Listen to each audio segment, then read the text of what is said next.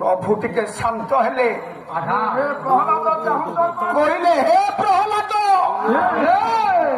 तो पिता ये संसार रे बड़ भक्त हेबो सत्य ठारू आद्यपर कली पर्यंत एई पाप जादू उपरे पड़िथिबो ये संसार मध्य जते भक्त भक्त माने अछंती सत्य ठारू त्रैतया पर्यंत से पूजा करुथे तो माये संसार रे विधवा रहिबो नाही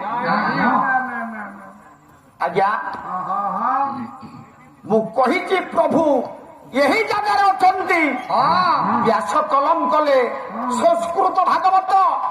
गोटे पद कलम कले जत्र जत्र प्रवर्तन्ते